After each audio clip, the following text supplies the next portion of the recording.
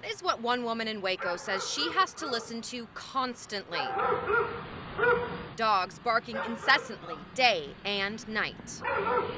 I suffered violently from migraines. That just adds to it. When I come home sick as a dog, ready to throw my heels up, and all I can hear is just constant, it's enough to make my head just pop off my shoulders. She did not want to reveal her identity, but she says most of the barking comes from across the street, where there are 2 dogs in the backyard. As the weeks kind of went on, it was kind of well, they're always out there and they're always crying. Fearing that the crying was because of neglect, she says she reached out to animal control, police, the Humane Society, and even the SPCA, to no avail.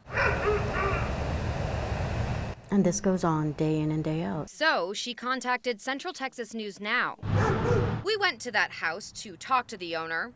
While he didn't want to go on camera, he said he takes care of his dogs, but one of them is sick. He says they bark to protect the family, and he even allowed us to get video of them. If you want something to guard your home, get a Smith & Wesson. It's Texas.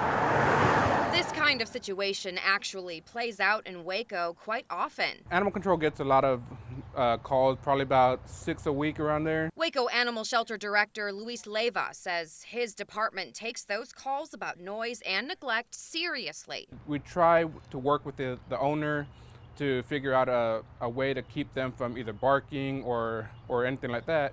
But sometimes people, they don't care, or they don't understand, they don't grasp what's actually going on, and that's where an animal control has to step in and try to figure something out. That's when owners can get a Class C misdemeanor. But Leyva says you can prevent that by talking to your neighbor about the barking before calling animal control. A lot of times the people don't realize that their dogs are barking or there's an issue. To make sure your dog isn't an issue, Leyva suggests you give them plenty of exercise, bring them inside at night, and cover your fence. To keep the visual aspect out of it, that could also help. If all that doesn't work, Central Texas News Now found another option. Good Life sent us their bark control device. You can plug it in and let it work by itself, or use a remote to control it. We really want to spread the message that there are ways to train your dog without hurting them. I've had it for months. I used it on my dogs, not the neighbors. At first, it didn't seem to work, especially not on Marty. But after about 2 months, I noticed Marty wouldn't bark outside nearly as long. It worked right away on Stella, especially when she was in her kennel. You can see when I press the remote, she quiets down and just cocks her head.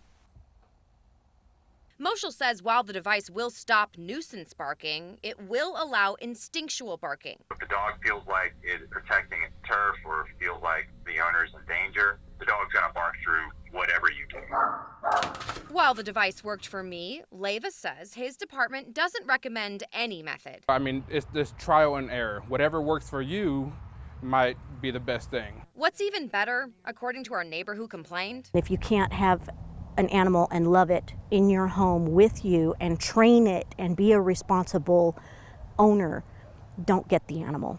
Just don't get it.